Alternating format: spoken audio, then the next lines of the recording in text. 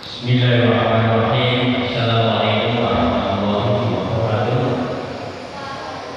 Alhamdulillah, alhamdulillah ya Allah, alhamdulillah. Rabbi sholli sholli wa sallim alaihi wa sallam wa sallim Jamaah kita berdoa yang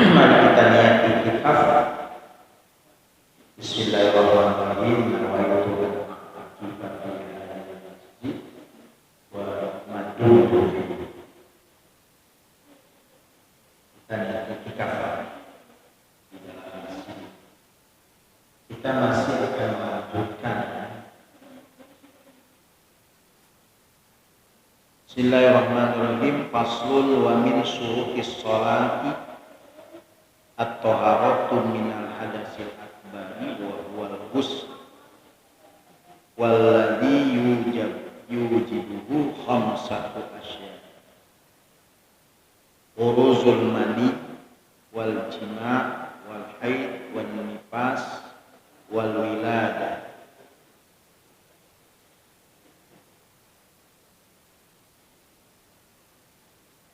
Faslun, ini pasal fima yujibul ghusl, pada perkara yang mewajibkan mandi, wa fi furudihi, dan pada fardu-fardu mandi. Wa min syuruti sholati, dan dari sebagian syarat-syarat sholat, at-taharatu minal hadasil akbar, yaitu suci daripada hadas besar. Aili ajlihi, maksudnya karena disebabkan oleh hadas besar tersebut. Liqaulihi sallallahu alaihi wasallam, karena dalilnya sabda Rasul sallallahu alaihi wasallam, la yaqbalullahu sholatan bila tuhurin, rawahu Muslim. Tidak akan diterima sholat oleh Allah bila tuhurin, tanpa ada kesucian atau bersuci. Rawahu Muslimun, ini hadis riwayat Imam Muslim. Di sholat itu harus suci, suci dari hadas, suci dari najis. Itu fikihnya. Mana yang mesti suci? Pakai badan, pakaian, dan tempatnya. Jadi 3 yang mesti suci: badan kita dan juga pakaian kita serta tempat kita sholat. Mana yang dimaksud tempat sholat?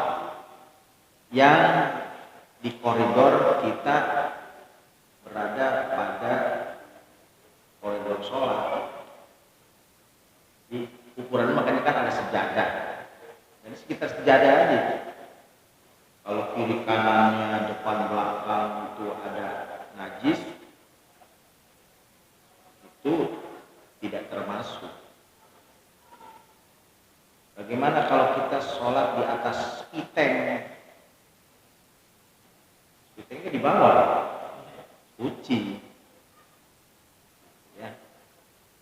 Karena tempat yang dilihat secara ainnya, kasat mata. Bagaimana kalau sholat di gereja, di kelenteng? Syaratnya mungkin suci. Kita bicaranya hukum, nanti ada etika dan moral.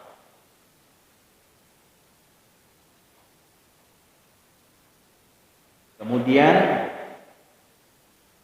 wahwa, dan dia maksudnya bersuci, ayat toharatu, maksudnya bersuci, li ajlil hadasi akbar, disebabkan karena adanya hadas besar. Hadas besar itu apa? Satu, apabila, ini dijelaskan di sini, al-ghusl, yaitu hadas besar itu mandi. Walladhi yujibuhu ayil ghusl, dan yang mewajibkannya mandi tersebut. Khamsatu asyara, ada 5 perkara. Kita agak request sedikit.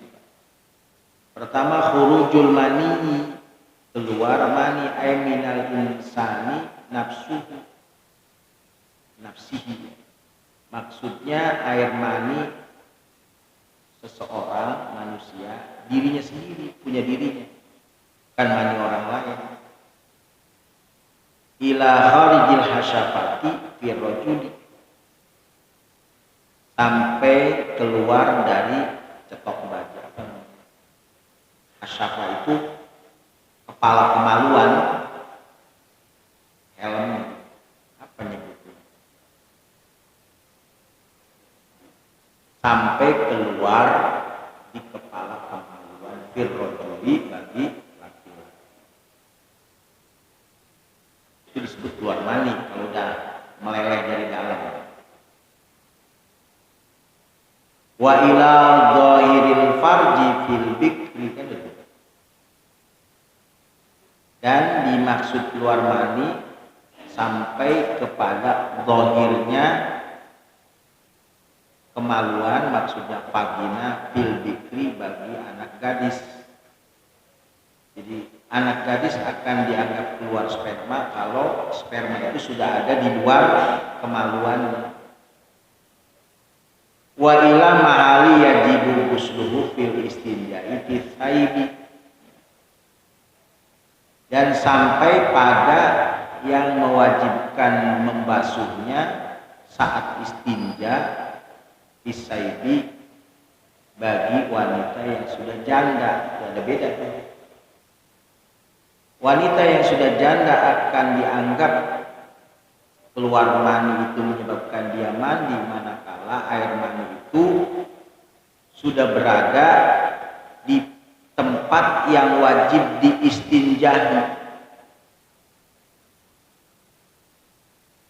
Berbeda dengan zahiril farji, di luar kemaluan yang nampak. Itu ada perbedaan dengan janda ya.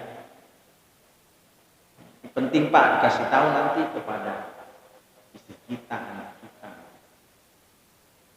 Makanya kita kalau ngaji itu tidak boleh bakhil, pelit. Ilmu ditelan sendiri. Allah Pak ya. Ini kalau ngaji nih, suka disampaikan nggak ke istri?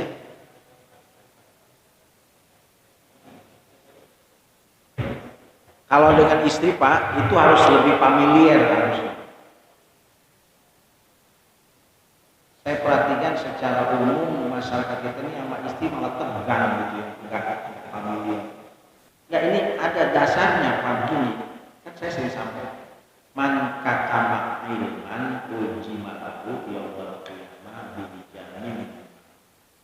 Man katama itu mengekang, menyembunyikan. Katam itu artinya nggak dikasih orang lain.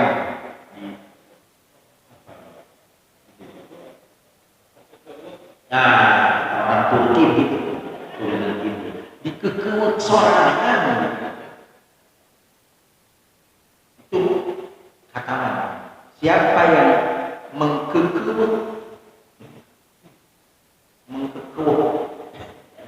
menyembunyikan, menimbun ilmu tidak disampaikan, maka apa konsekuensinya? Uljimat, dilajang aja tuh. Kalau kuda itu suka kalau mau lari, delman itu kasih besi Pak. Nah, ini kan supaya dia bisa dikendalikan. Itu namanya dizam. Minan nar, dari bara. Sampaikan. Jadi memang harus punya program formal dengan keluarga. Jangan selewatkan gitu. Formal, minta habis ngaji nih. Kita nggak usah memposisikan menjadi kepala rumah tangga yang kaku gitu. Sini istri, yuk. Duduk dulu. Nah, saya mau menyampaikan ilmu tadi kata istrinya. Ya tahu lah Pak, dengerin. Nggak apa-apa. Jadi mata karara ahla minal asal, yang diulang-ulang itu akan lebih manis daripada madu. Jadi komunikasi kita ini kita bangun Pak dengan istri. Jangan egois gitu, ngaji sendirian aja. Sekalinya istri salah langsung diponis, di punishment. Kamu gimana sih? Itu salah. Pak, mohon maaf. Kalau mengatakan istri itu salah, kita udah pernah ngajarin belum? Kita belum pernah membuat aturan kok, udah nyalain. Kecuali udah buat aturan udah nyalain istri. Kan saya nggak tahu Pak, Bapak juga baru ini ngasih tahu. Nah, lo kan repot. Kasih tahu ya, ini penting berhubungan dengan sucian. Jadi seseorang keluar mani itu menyebabkan mandi. Bagi laki-laki disebut keluar mani yang menyebabkan mandi apabila mani itu sudah keluar dari hasyafah, dari kepala kemaluan.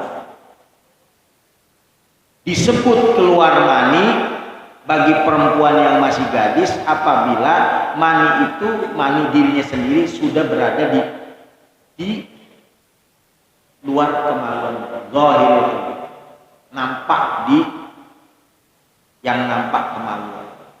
Disebut keluar mani bagi wanita yang sudah janda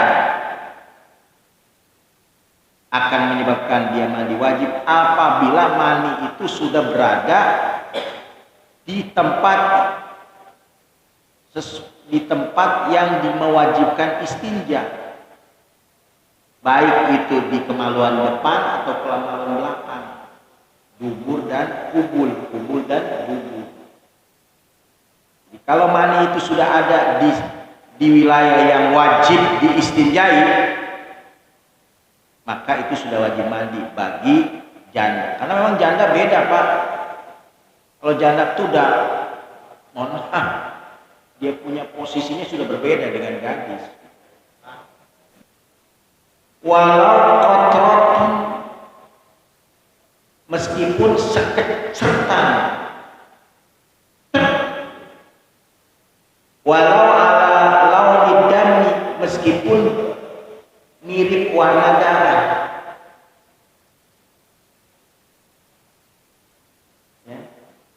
piyak rotin au manamin bijimain au ghairi, keluar mani tersebut apa baik itu dalam keadaan terjaga waktu nggak tidur, au manamin atau dalam keadaan tidur, tetap aja kalau tidur itu keluar mani itu wajib mandi.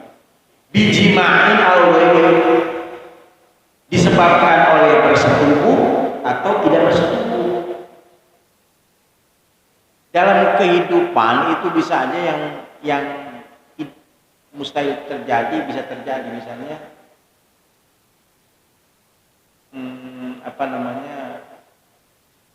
kita disetubui istri tapi kita nggak sadar, bisa aja, atau sebaliknya gitu kan. Jadi keluar mani itu baik dalam keadaan bersetubuh atau bukan bersetubuh. Bukan bersetubuh kan bisa mimpi, bisa kalau saking nafsunya keluar, bisa aja. Namanya orang. Liqaulihi sallallahu alaihi wasallam, disebabkan karena ada dalil dari sabda Rasul sallallahu alaihi wasallam, innamal ma'u minal ma'i, hanya saja air itu terbuat dari air, maka dibasuhnya dengan air. Rawahu Muslimun, ini hadis riwayat Imam Muslim wa ghairuhu, dan selain Imam Muslim. Walau istadkhalat min maniyan tsumma kharaja fala syai'a 'ala sahih. Dan jikalau mani itu dipaksakan keluar, walau istadkhalat, jikalau sengaja sin ditolab ini, jadi ada pemaksaan masuk ya, bukan keluar. Walau istadkhalat, seandainya memasukkan air mani itu disengaja, tsumma kharaja, kemudian keluar, fala syai'a 'ala sahih, maka tidak mengapa menurut pendapat yang sahih. Jadi kalau maninya itu mani orang lain dimasukin ke kita, dipaksa, kalimatnya sin ditolak di sini, istadkhala, asalnya dakhala, dipaksa masuk, kemudian keluar lagi, itu tidak mengapa menurut pendapat yang sahih. Artinya tidak perlu mandi, karena itu dimasukin dulu baru dikeluarin. Bisa aja kan, air mani kita masukin lagi karena memang selangnya udah gede gitu ya, lu udah kuat, bini aja udah 10 misalnya. Selangnya udah bisa dimasukin lagi terus keluar lagi, itu tidak wajib mandi karena asalnya dari luar. Walau ahasar rajul bintiqalil mani, dan seandainya ada terasa seseorang ada pindahnya air mani, bukan maninya sendiri tapi kok terasa ada yang pindah gitu, ada yang masuk gitu, bukan air mani dia.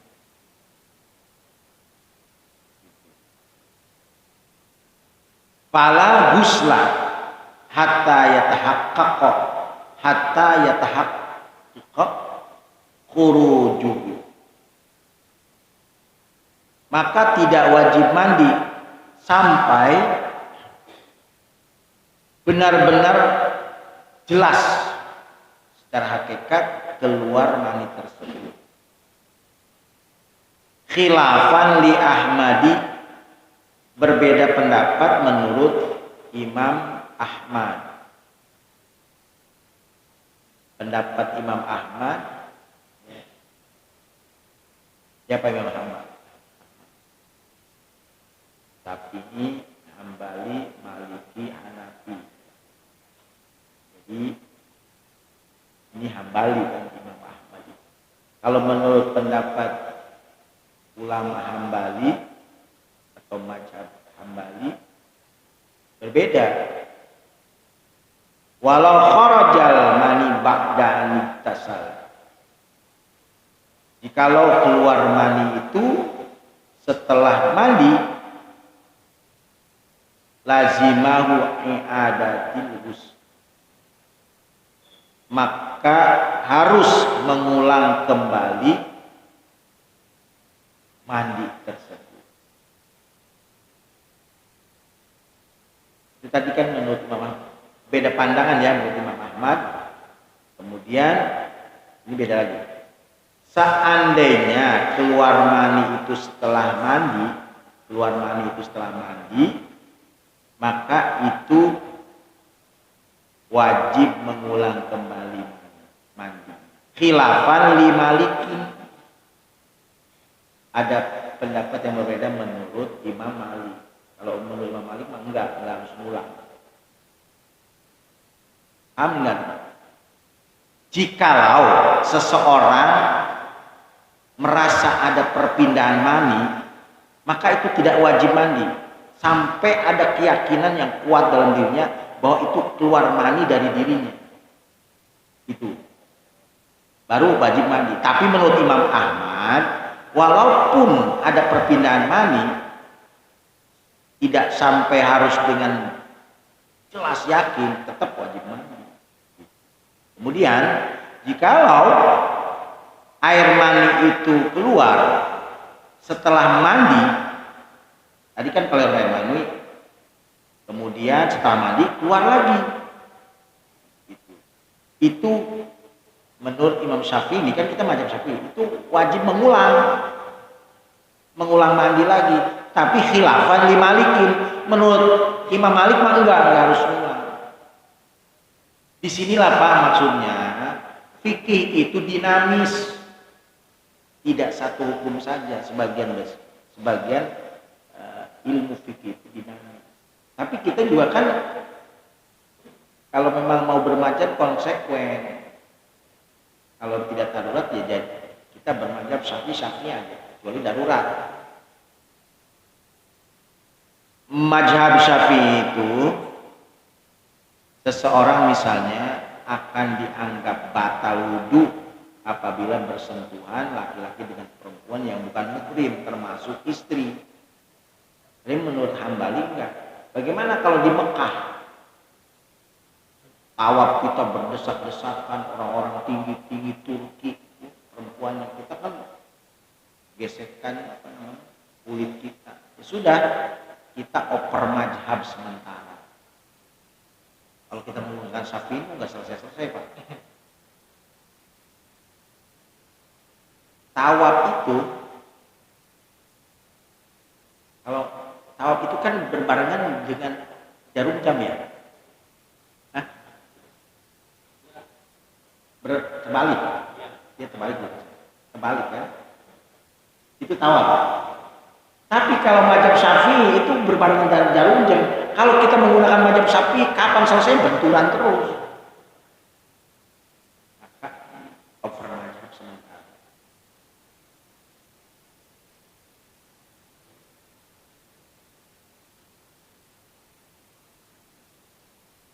Itu keluar mani. Wal jima'u lama ruya atau lama ro'a muslimun, bukan ruya ya. Lama ro'a muslimun an Aisyata radhiyallahu anha anna rajulan sa'alan nabiyya sallallahu alaihi wasallam bihadratiha radhiyallahu anha anir rajuli yujami'u ahlahu thumma yaksilu yuksalu ayat tasila faqala Nabi sallallahu alaihi wasallam ana wa hadi naf'aluhu thumma nagtasilu wa yuqalu aksil al-jima'u bil alif idza nasa' wa lam yanjil wa fi sahihain idza talqal khitanani faqad wajabal ghusl. Yang mewajibkan mandi yang kedua selain setelah air mandi yaitu apa? Berjima. Jimaun. Jima itu menyatukan dua tubuh jadi satu, namanya jima yang halal. Suami istri namanya jima. Kalau yang nggak halal namanya zina, pakai zai. Ketika hadis diriwayatkan oleh Imam Muslim dari sumber Aisyah radhiyallahu anha, sesungguhnya ada seorang, ini tidak dikenal berarti rajulan umum. Ini isinya isim nakirah. Anna rajulan, ada seorang laki-laki, berarti Aisyah itu tidak mengenal laki-laki itu. Ini hikmahnya apa? Istri-istri seorang muslim itu tidak harus banyak kenal dengan laki-laki walaupun teman kita akrab. Sebab Rasulullah SAW sendiri itu tidak banyak mengenalkan. Contohnya Aisyah ini, anna rajulan, sesungguhnya ada seorang laki-laki pakai menggunakan isinya nakirah. Laki-laki yang Aisyah sendiri nggak kenal. Sa'alan Nabiya, laki-laki itu bertanya kepada Nabi bihadratiha, dengan kehadirannya Aisyah. Aisyah ada di situ, ada orang laki-laki yang bertanya. Anir rajuli, tentang laki-laki terhadap laki-laki tersebut. Yujami ahlahu, yang telah menjima istrinya. Tumayuk salu, kemudian mencabut. Yuksalu itu waktu jima dihentikan. Ayat tasila, apakah wajib mandi ya Rasul? Faqala Nabi sallallahu alaihi wasallam, maka Nabi SAW berkata, menjawab, ana wa hadi naf'aluhu, aku dan dengan perbuatan ini nih yang Anda tanya, itu kami melakukannya. Tsumma nagtasilu, kemudian kami juga mandi. Kami juga pernah melakukan itu. Jadi lagi bersetubuh berjima dengan istri. Entah problemnya apa, belum keluar mani dicabut. Apa karena ada tamu atau karena bad mood? Ada seorang laki-laki seperti itu bertanya kepada Rasulullah, saya belum keluar mani ya Rasul, tapi udah bersetubuh. Ya Rasulullah, aku dan dengan perkara yang Anda tanya itu, kami pernah melakukannya dengan Aisyah. Cuman Rasulullah bukan nggak mood kali, mikirin umat atau ada tamu kali, gitu ya. Tahu gitu. Jadi menghentikan persetubuhan belum keluar mani itu namanya iksal. Kalau mengeluarkan mani setelah bersetubuh ngeluarin di luar namanya inzal. Nah, iksal itu tetap sama dengan injal, yaitu wajib mani. Itu Pak ya.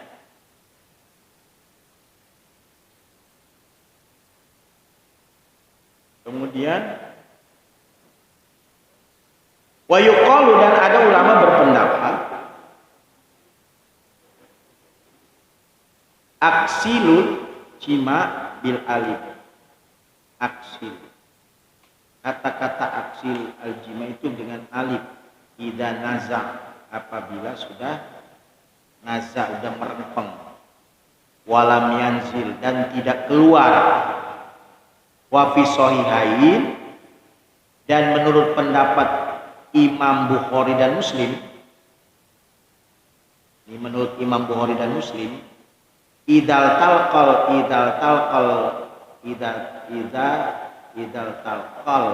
khitanani, apabila sudah berjumpa dua khitan perempuan dan khitan laki, faqad wajabal ghus, maka sungguh telah wajib mandi. Nah, saya menggunakan pendapat ini. Bapak mau pakai yang mana silakan.